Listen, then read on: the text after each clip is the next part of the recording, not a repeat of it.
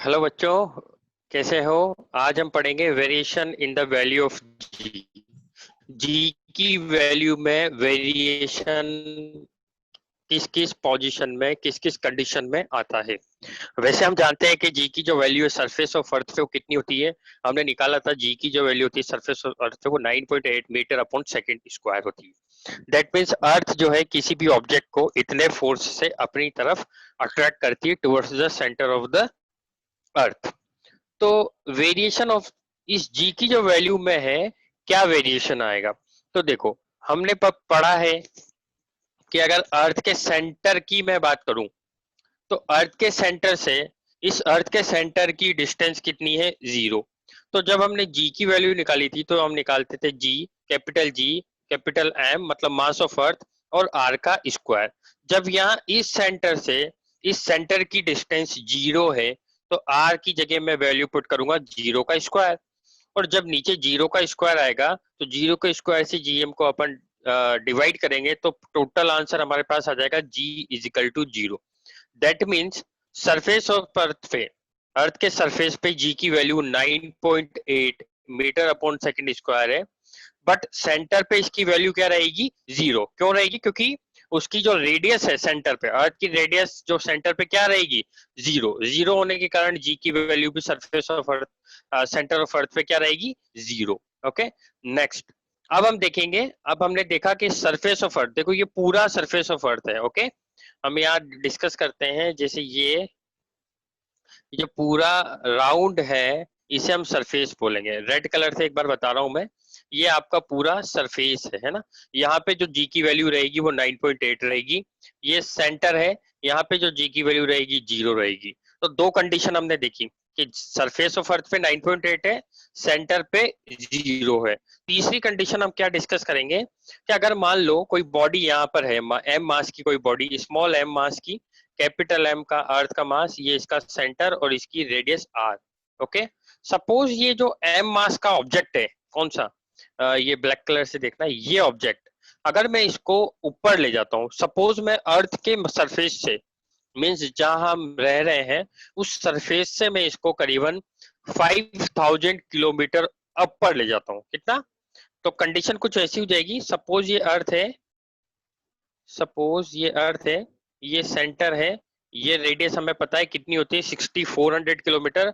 अब मैंने कहा कि मैं यहाँ से 5000 किलोमीटर ऊपर, और कितना होता है? बहुत ज्यादा होता है। इस बॉडी को सरफेस पे थी पहले, अब 5000 किलोमीटर ऊपर, अर्थ के सरफेस से 5000 किलोमीटर, 5000 किलोमीटर ऊपर ले गया।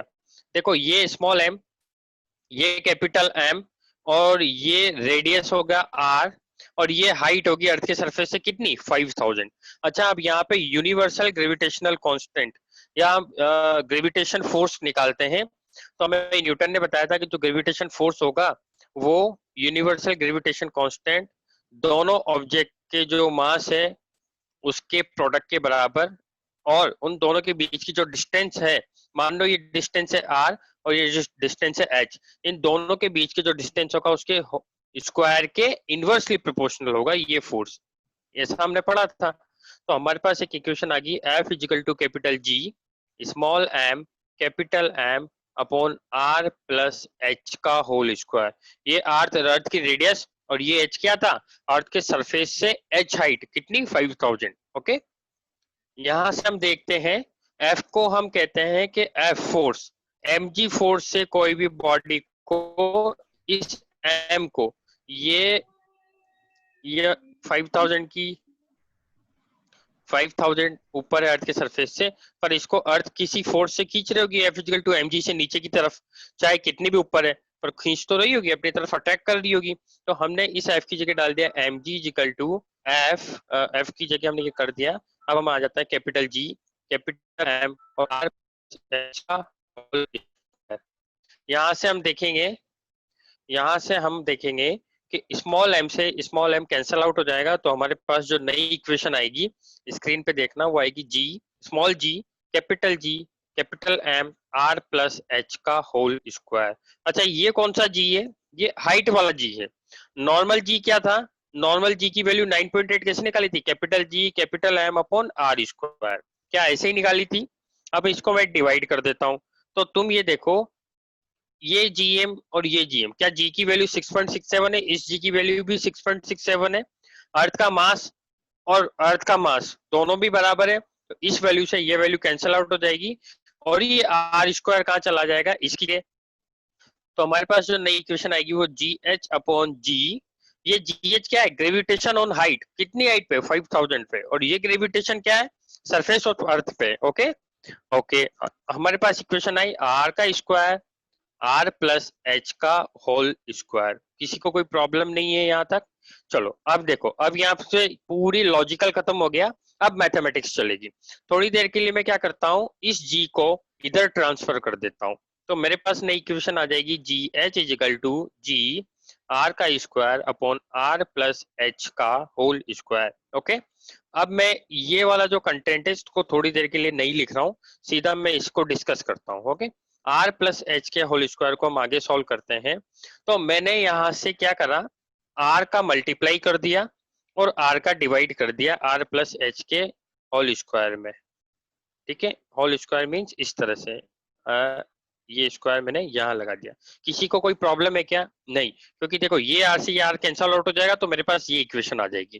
क्लियर है? यहाँ तक क्लियर है? मैंने कहा मैथमेटिक्स चलेगी। ओके, तो आर का डिवाइड, आर का मल्टीप्लाई कर दिया, आर का डिवाइड कर दिया, आर प्लस एच का होल, इस पूरे का होल स्क्वायर। किसी को कोई प्रॉब्लम नहीं है?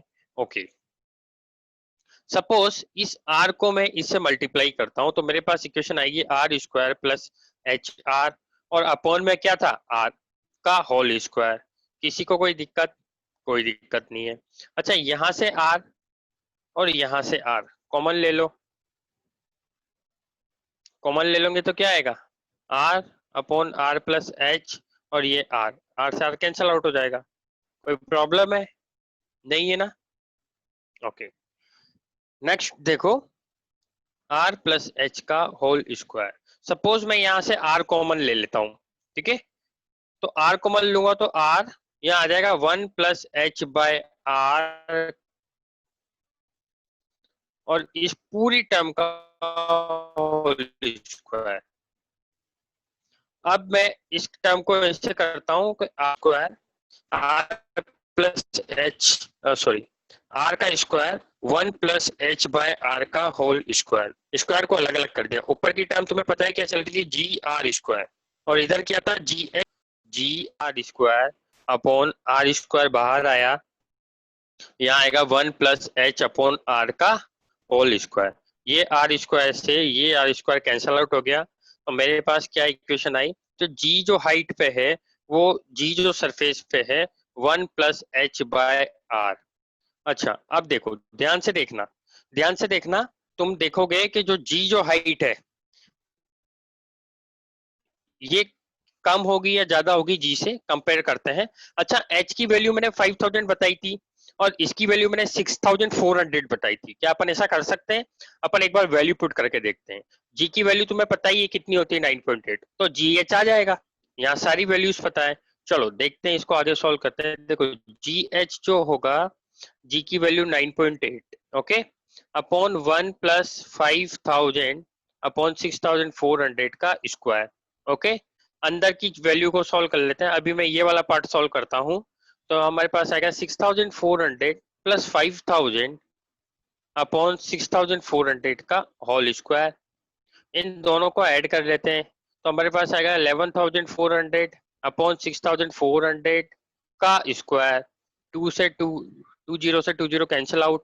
इसको अगर अपन देखते हैं तो समवेयर अराउंड, मैं मानता हूँ 2 बार अप्रोक्सीमेशन, 64 × 2 कितना आएगा, 128। मैंने माना ये 2 बार गया, अप्रोक्स 2 बार गया है ना, अप्रोक्स 2 बार गया। चलो एक काम करो, 2 बार भी मत मानो, तो आप ऐसा मान लो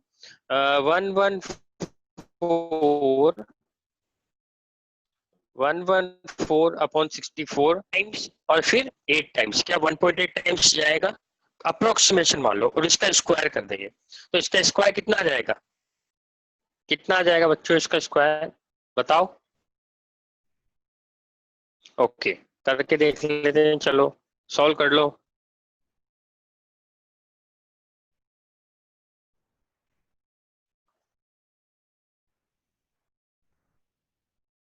324 कितना आया 324 ओके। और पॉइंट भी लग रहा था,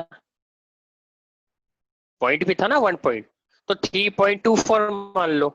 3.24 अपन मानते हैं और हमारे पास ऊपर की जो वैल्यू थी वो 9.8 और ये 3.24। एक बार फिर मैं लिख देता हूँ, GH जो आया वो कितना आया 9.8, 3.2 कर देता हूँ, थोड़ी देर के लिए 4 को हटा देते हैं, है ना।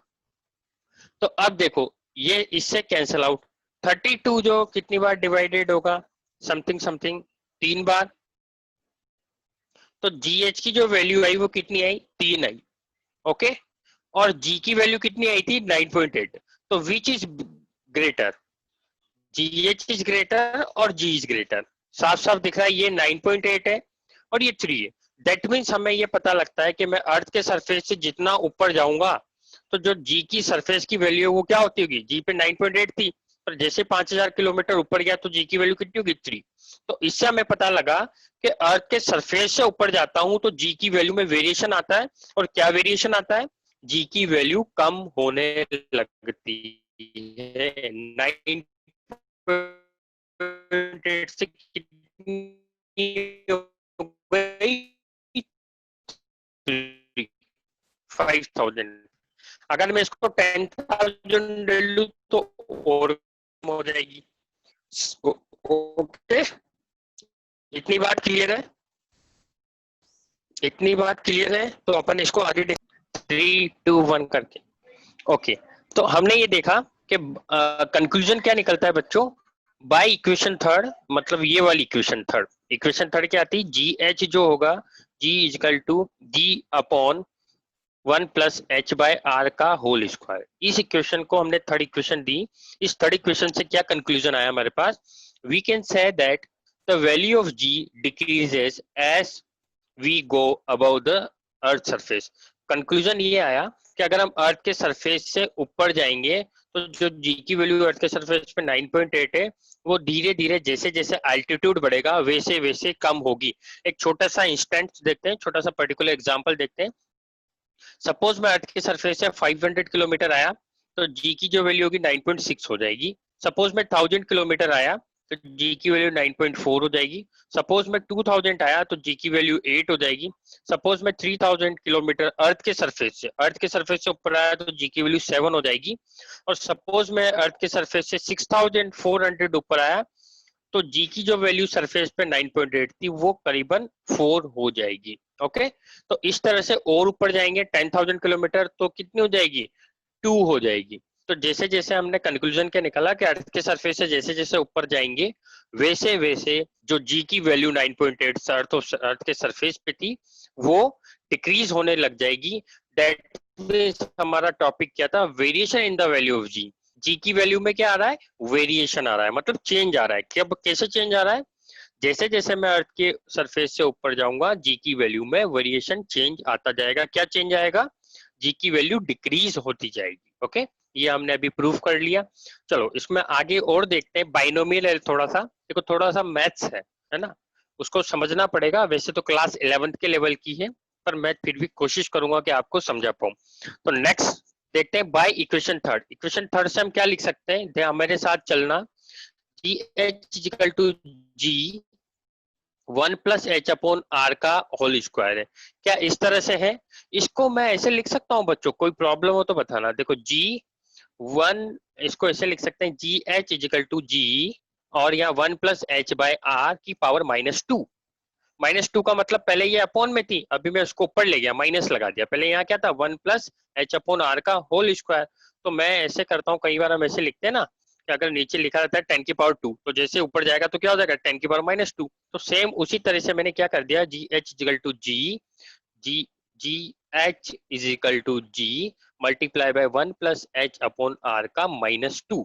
देखो बच्चों ये जो होगी ये बाइनोमियल होगी। क्या होगी, बाइनोमियल, बाइनोमिनल इक्वेशन, बाइनोमिनल इक्वेशन, जिसे समझने के लिए हमें 11th की मैथ्स पे जाना पड़ता है, क्लास 11th की। ठीक है, तो बाइनोमियल इक्वेशन क्या कहती है, थोड़ा सा हम समझेंगे कि अगर बाई इस तरह की इक्वेशन है 1+H/R -2, तो इसको एक्सपेंड कैसे करेंगे, 1+ 2h/r plus h/r 3h/r plus 4h/r, इस तरह से इसे एक्सपेंड करेंगे। ठीक है, ठीक है। तो ये बाइनोमियल होती है। वापिस से समझना, बाइनोमियल इक्वेशन में हम क्या करते हैं, अगर कोई टर्म ऐसी है 1+h/r और उसकी पावर -2 है, तो ये -2 जो है इसको हम यहाँ पे मल्टीप्लाई कर देंगे। किस तरह से मल्टीप्लाई कर देंगे, 1 प्लस यहाँ कर देंगे -2 को मल्टीप्लाई किया h/r, तो देखो मेरे पास क्या आ जाएगी 1 - 2h/r। क्या ऐसा कर सकते हैं, ये बाइनोमियल इक्वेशन होती है। फिलहाल के लिए समझो, यहाँ पे देखो ध्यान से देखना, ये जो 1+h/r का स्क्वायर है इसे ऊपर ले गया, इस तरह से -2 लगा दिया यहाँ पर। थोड़ा सा जूम करके देखते हैं,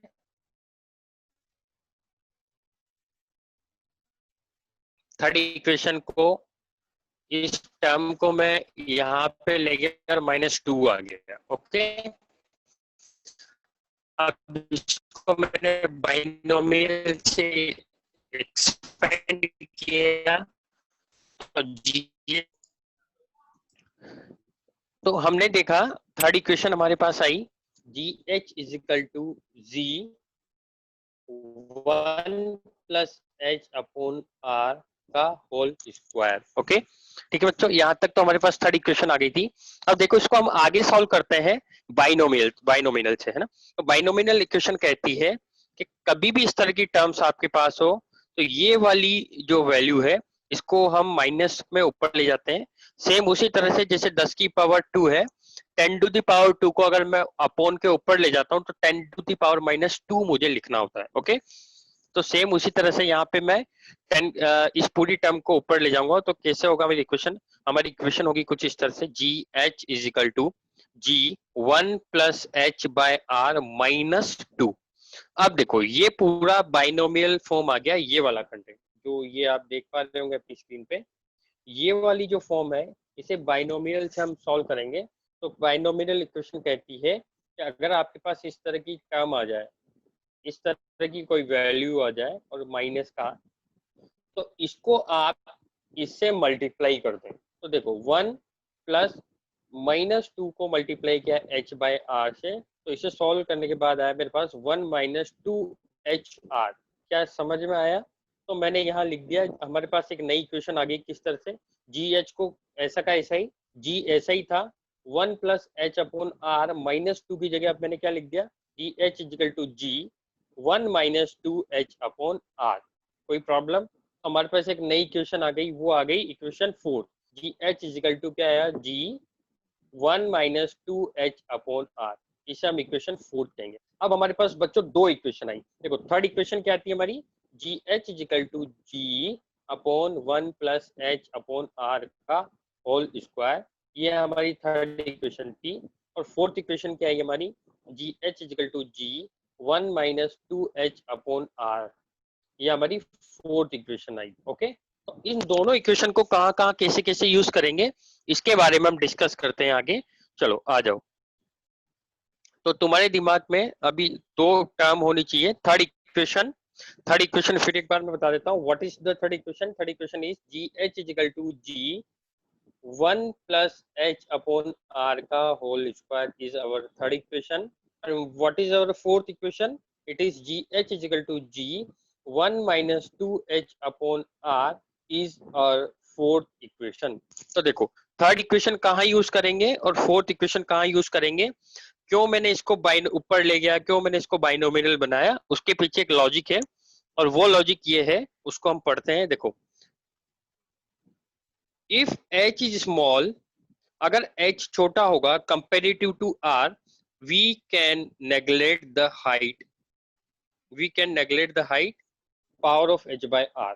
ओके, क्या होगा, देखो मानो कि मैंने ऐसा कहा कि जैसे r है, ये है 6400 किलोमीटर, और मान लो ये अर्थ के सरफेस से 5 किलोमीटर है, तो इस h को हम इग्नोर कर सकते हैं।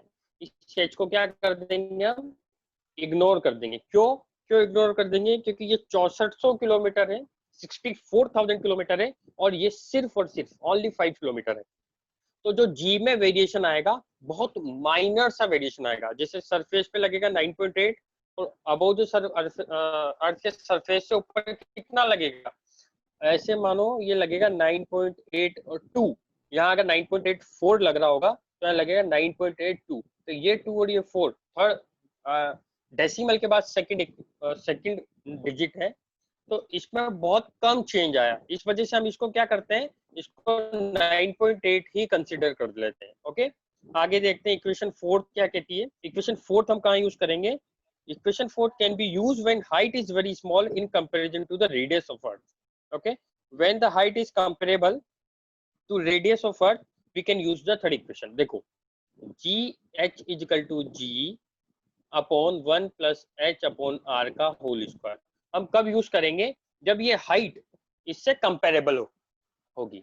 कंपेरेबल का मतलब क्या है, सपोज ये अर्थ है और इसकी रेडियस है 64,000 किलोमीटर और मान लो जो हाइट है किसी भी ऑब्जेक्ट की वो है करीबन 1000 किलोमीटर, तो ये कंपेरेबल है थोड़ा सा, है ना। इसमें अगर मैं चेंज करूंगा 7400 आ जाएगा, तो ये कंपेरेबल है। अगर इस तरह की इक्वेशन आए, या मैं आपको सीधा एक लॉजिक बताता हूँ, अगर कोई भी ऑब्जेक्ट अर्थ के सरफेस से 640 किलोमीटर से ऊपर है तो हम थर्ड इक्वेशन यूज करेंगे। बात ध्यान से सुनना, अगर कोई भी ऑब्जेक्ट की हाइट अर्थ के सरफेस से कितना ऊपर है, मिनिमम 640 किलोमीटर, मिनिमम 640 किलोमीटर ऊपर है, इससे ऊपर है तो हम थर्ड इक्वेशन यूज करेंगे, अगर इससे नीचे है तो हम फोर्थ इक्वेशन यूज करेंगे। सिंपल लॉजिक क्या कहता है, अगर कोई ऑब्जेक्ट अर्थ की सरफेस से 640 किलोमीटर ऊपर है तो हम थर्ड इक्वेशन यूज करेंगे, और 640 किलोमीटर से कम है, देखो ये तो 6400 है, अर्थ की सरफेस कोई और ऊपर है तो हम इसमें फोर्थ इक्वेशन यूज करेंगे। ओके, फोर्थ इक्वेशन यूज करेंगे कब, जब हाइट कंपेरेबल नहीं होगी रेडियस के, और थर्ड इक्वेशन कब यूज करेंगे, जब हाइट कंपेरेबल होगी रेडियस ऑफ अर्थ के। ओके, तो यहाँ पे ये सारी चीजें यही लिखी हुई है। ओके, बाकी ये नोट्स में आप एक बार देख लेना।